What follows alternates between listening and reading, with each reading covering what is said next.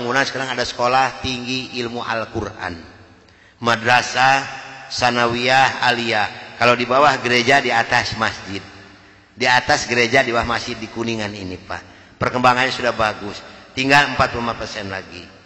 Yang kedua di Cianjur, di Ciranjang. Kenapa ini sulit untuk disampaikan kembali Pak? Maaf. Karena kedua kabupaten ini dananya dipasok per bulan 1,6 miliar. Ini untuk dua daerah Pak.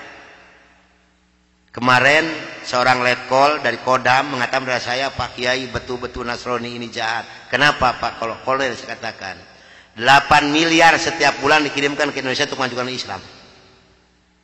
Ini jangan salah Pak. Karena mereka punya program tersendiri. Di Islam, Ustadz siapa yang menggaji Pak? Saya dulu tahun 64, 65 demi Allah gajinya sudah 6.700.000. Itu 64, 65 Pak. Sehingga begitu saya masuk Islam, maaf 13,9 miliar demi Allah tidak saya bawa serupiah pun. Begitu saya punya tugas mengajarkan Islam, berangkatlah dari Bandung jam 12 malam dengan sebuah kendaraan Kijang. Yang pegang sendiri sebelah kanan saya adalah Dr. Cornelis. Selama hidup saya memegang agama Nasrani, saya belum pernah mendengarkan adzan subuh. Adzan duhur, asar, maghrib dan isya saya tahu. Kalau adzan subuh kuping saya belum pernah mendengarkan, karena saya belum pernah bangun sesubuh itu. Begitu nyampe di Jakarta di Kampung Prapanca, bertepatan dengan berkumandangnya adzan subuh. Kata Dr. Cornelis kepada saya, "Bro, tolong dengarkan adzan orang Islam ini kok goblok sekali, aneh-aneh." Saya buka kaca jendela itu mau bisa dengarkan ini adzan. Betul Bro, orang Islam ini kok adzannya aneh-aneh. Kebetulan di Jakarta di Kampung Prapanca ini saya mengontrak sebuah rumah yang besar khusus untuk penginjil. Yang punya rumah namanya Bapak Rosid. Beliau adalah seorang sarjana agama Islam yang mengajar sekolah dasar negeri. Kata Dr. Cornelis kepada saya, "Bro, karena bro sebagai pemimpin dan ketua kami yang berhak dan berani untuk menanyakan masalah ini, tolong besok tanyakan kalau kita sudah nyampe di rumah kontrakan." Oke, besok akan saya tanyakan. Begitu saya nyampe di rumah kontrakan, kendaraan saya masukkan ke dalam garasi dan sebagian barang-barang diturunkan. Kira-kira jam 7 pagi, Pak Rosid ini keluar dari rumahnya mau mengajar. Karena kebetulan rumah yang saya kontrak dengan rumah beliau bersebelahan, hanya terhalang oleh satu jalan yang kecil. Begitu saya lihat beliau sedang menyalakan sepeda motornya, saya memberanikan diri menghampiri dan menyapa beliau. Kata saya, "Selamat pagi Pak." "Oh selamat pagi Bapak Pendeta, kapan datang dan apa kabar?" "Baik Pak, dan baru saja saya tiba." Ngobrol punya ngobrol. Akhirnya saya memberanikan diri kepada beliau menanyakan tentang ajaran agama Islam. "Pak, apakah boleh saya bertanya kepada Bapak tentang ajaran agama Islam?" Dengan senyuman yang manis, muka yang cerah, beliau memberikan jawaban kepada saya.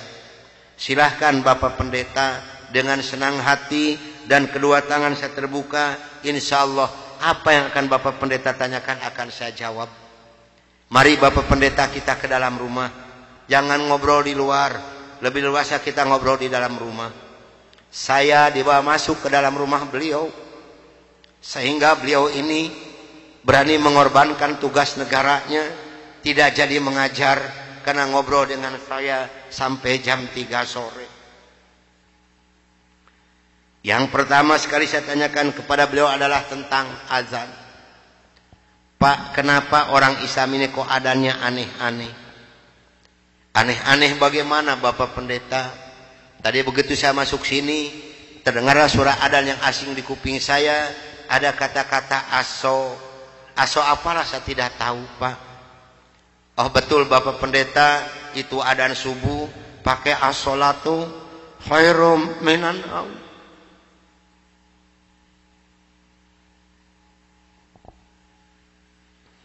Apa artinya Pak? Beliau memberikan jawaban kepada saya, lebih baik sholat daripada. Bukan semakin tertarik kepada Islam, tidak, tapi saya semakin membenci. Kenapa? Karena iri di dalam hati saya. Kenapa orang Islam ini berani meninggalkan tidurnya untuk melaksanakan ibadat kepada Tuhannya dengan kata-kata yang ada di adzan ini?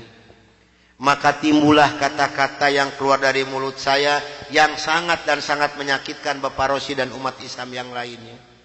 Kata saya, kalau begini orang Islam ini lebih goblok lagi, kapan molornya kalau sholat melulu?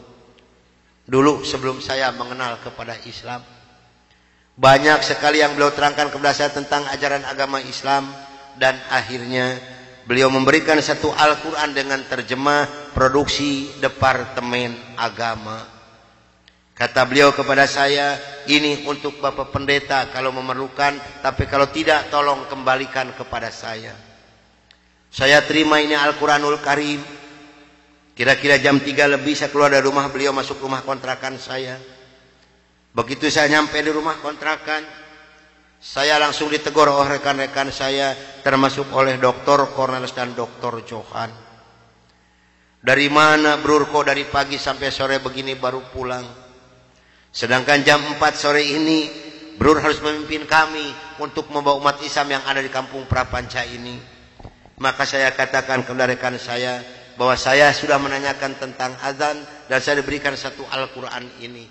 Ini ditertawakan semua oleh rekan saya. Seharusnya sore itu saya memimpin penginjilan. Entah kenapa saya ini malas sama sekali untuk melaksanakan tugas. Mungkin ini sudah jalan dari Allah Subhanahu wa Ta'ala. Maka saya punya tugas, saya serahkan kepada Dr. Cornelis dan Dr. Johan. Bro, tolong pimpin misi kita ini. Tolong pimpin penginjilan kita ini, bawa umat Islam sebanyak-banyak yang ada di kampung Prapanca ini. Dan ini dananya 16 juta, tolong bagikan kepada mereka. Pakaian, beras, indomie, susu, gula pasir, dan kebutuhan hidup sehari-hari yang sudah tersedia di dalam kendaraan. Silahkan Bro bagikan, harus tepat pada sasaran. Berangkatlah rekan saya 14 ini menjajakan agama door to door. Dengan bermodalkan uang 16 juta, pakaian dan kebutuhan hidup sehari-hari. Saya hanya di rumah sendiri, sambil melihat-lihat luarnya Al-Quran, karena saya belum hafal huruf Arab, yang saya baca hanya terjemahnya saja. Begitu saya akan membuka Al-Quran, terlebih dahulu saya berdoa dulu pada Tuhan saya, yang saya yakini dulu. Bapa di dalam surga, dalam nama Tuhan Yesus Kristus, saya datang di bawah kakimu Tuhan. Saya mohon petunjuk dan pertolongan daripadamu Tuhan. Tolong celikan mata hati saya dan bukakan mulut saya. Tolong celikan mata penglihatan saya dan bukakan alat pendengaran saya. Saya akan membaca kitabnya orang-orang kafir. Tapi semakin saya berdoa pada Tuhan saya,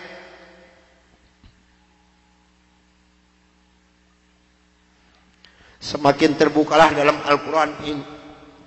Ini suatu keanehan yang nyata di dalam kehidupan saya. Karena saya bingung membuka Al-Quran ini dari mana pertamanya. Begitu saya membuka Al-Quran langsung surat Ali Imran. Di dalam surat Ali Imran ini timbul kembali keanehan yang kedua di dalam benak saya. Kenapa dalam surat Ali Imran ini kok hanya 2 ayat yang diberi tanda merah, yang lain tidak ada? Yaitu Ali Imran 85 dan 102. Ini kalau ibu dan bapak percaya pada iman saya, selama 3 bulan kurang lebih saya tidak pernah merasakan tidur. Hanya membolak-balik membaca arti daripada 2 ayat ini saja. Disitulah taufik dan hidayah masuk pada diri saya. Bergemetarlah seluruh tubuh saya ini. Bergejolaklah di dalam dada saya ini. Bahkan dalam hati kecil saya mengatakan, hanya Islamlah yang benar. Hanya Islam yang dapat menyelamatkan umat manusia. Maka saya harus berani mengatakan kepada rekan saya, apapun yang akan terjadi, saya siap untuk menerima risikonya. Atas bimbingan dan pelajaran dari Bapak Rosid, atas petunjuk dan petuah dari Bapak Rosid, saya memberanikan diri menghampiri rekan saya 14 yang sedang mengadakan kebaktian doa. Saya katakan kepada rekan saya, bahwa mulai hari ini, jam ini, menit ini, saya akan mengundurkan diri dari penginjilan. Saya akan menyerahkan sebagai ketua misionaris pada Anda semua. Karena saya hari ini akan mencari agama yang baru, itu agama Islam. Karena hanya Islam yang benar, hanya Islam yang dapat menyelamatkan umat manusia. Agama yang kita pegang sama-sama tidak bisa menyelamatkan kita semua. Namun apa daya yang saya terima dari mereka, maaf, saya bukan mau dikasihani oleh ibu dan bapak, tidak. Yang mengasihani saya adalah Allah Subhanahu wa taala. Saya bukan seorang tentara, saya bukan seorang polisi, tapi merasakan panasnya peluru di kaki kiri saya dan di dada sebelah kanan saya ini. Besi yang lebarnya 6 cm yang dibakar merah membara, yang dipukulkan ke pipi saya tahan dengan tangan kiri saya. Demi Allah, besi panas nempelah di tangan kiri saya. Lalu saya ditengkurapkan, kepala saya diinjak oleh 3 orang. Tangan saya, kaki saya kiri kanan dipegang dan diikat oleh mereka. Lalu punggung saya dipukuli oleh Dr. Johan pakai kursi rotan. 13 tulang punggungnya patah untuk mengenal Islam. Kalau menurut logika manusia, saya ini harus sudah meninggal dunia. Tapi Allah Maha di atas Maha. Allah mempunyai rencana lain untuk saya.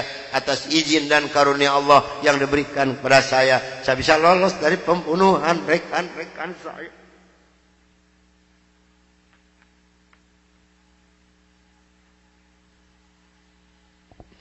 Sambil merasakan panasnya di kaki kiri saya dan di dada sebelah kanan saya.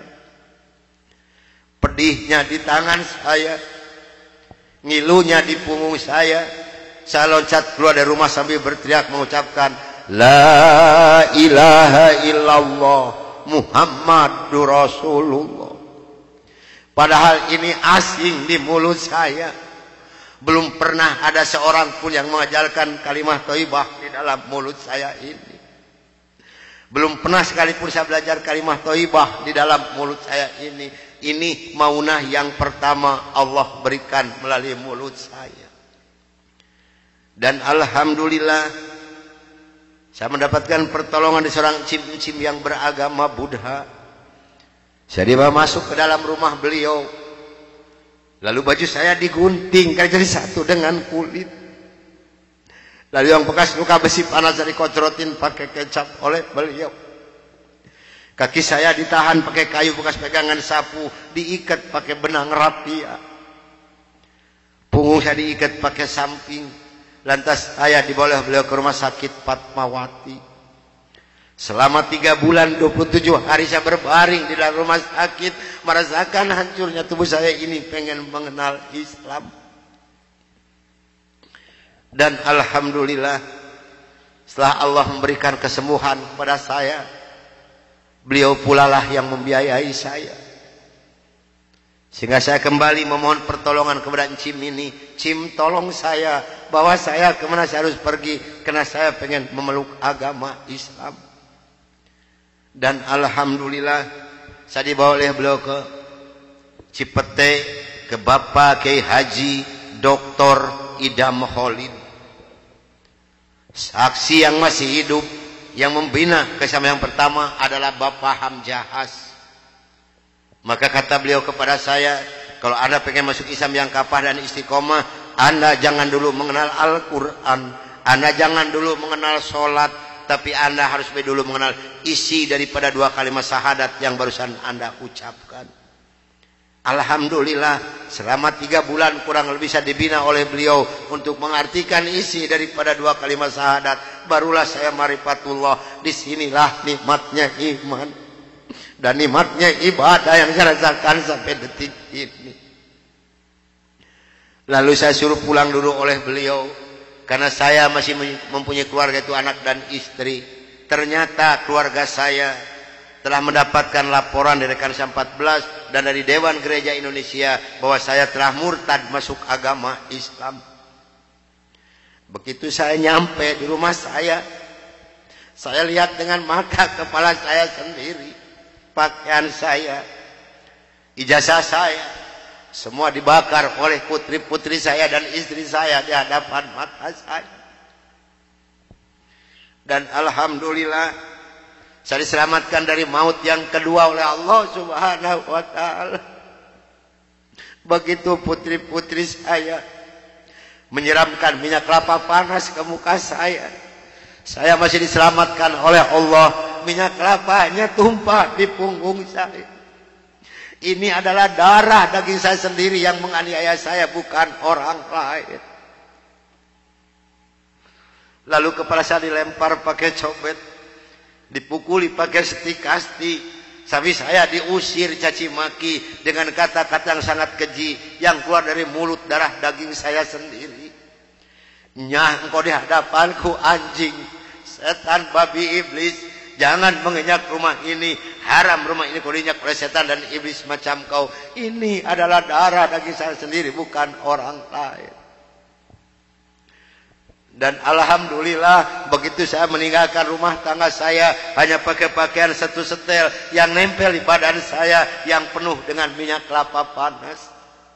Harta kekayaan berlimpah luah demi Allah tidak saya bawa serupiah pun, karena saya pengen masuk Islam yang kapal dan istiqomah. Saya harus samina wa atona. Jangankan harta kekayaan yang berlimpah luah, putri-putri saya pun yang 3 saya putuskan. Mulai detik ini Anda bukan darah daging saya bukan bapak Anda, dan Anda bukan putri-putri saya. Titik sampai di sini. Jangan ada lagi pertalian darah antara Anda dengan saya. Kenapa saya putuskan kepada putri-putri saya yang 3? Karena saya takut besok atau lusa saya meninggal dunia, bagaimana tanggung jawab saya di hadapan Allah Subhanahu wa taala. Maka alhamdulillah sudah hampir 22 tahun lebih ini saya belum pernah dipertemukan dengan batang hidungnya. Namun alhamdulillah, biarpun putri-putri saya tidak yang ikut satu pun, Allah telah memberikan kebahagiaan kepada saya pada saat sekarang ini.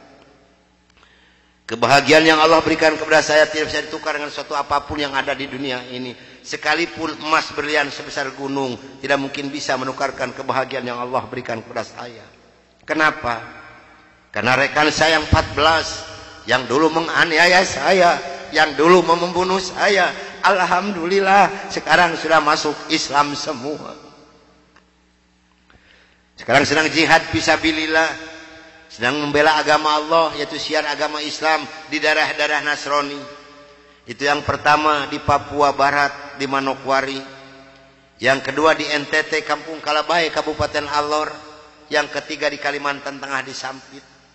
Saya mohon bantuan doa dari ibu dan bapak yang hadir malam ini, agar saya dengan rekan saya diberikan kekuatan oleh Allah Subhanahu wa taala. Kalau ibu dan bapak pengen tahu dakwah Islam daerah Nasrani, demi Allah ini tantangannya adalah nyawa. Saya pun di Manokwari sedang menanak nasi, Pak, Bu. Kalau Allah sudah mengizinkan saya harus meninggal, saya dipanah, ini kemaluan saya. Allah belum menghendaki saya untuk meninggal, hanya 3 cm jaraknya ini panah. Sedangkan panah di Manokwari demi Allah bukan 1,20 meter panjangnya, tapi 1,60 meter panjangnya. Ujungnya sudah pakai racun.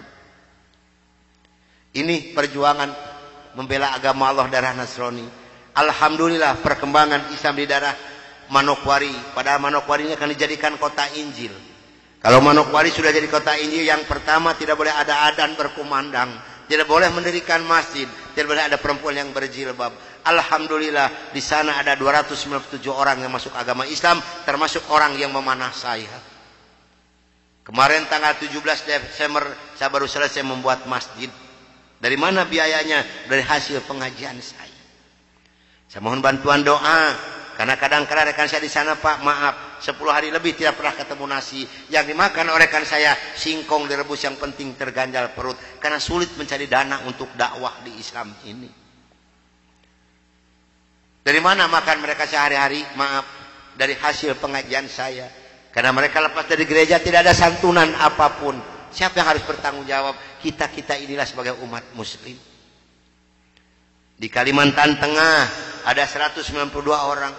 Di sana, Pak, demi Allah tidak ada masjid satupun. Gereja ada 9. Paling banyak isi gereja 15 orang. Kalau saya mengadakan sholat berjamaah di Kalimantan ini, pakai kompas di luar, di lapangan, di atas disiram oleh mereka. Saya hanya bisa berdoa, ya Allah berikan taufik dan hidayah bagi mereka, karena mereka tidak tahu kedatangan saya ini mau apa. Alhamdulillah 4 hari kemudian 8 orang yang masuk agama Islam, maka berjumlah 192 orang yang ibu dan nenek yang kupingnya pada panjang-panjang. Saya mohon bantuan doa, karena saya sedang membebaskan tanah untuk pembangunan masjid. Mudah-mudahan Allah memberikan jalan untuk saya untuk melunasi tanah di sana, untuk pembangunan masjid di sana.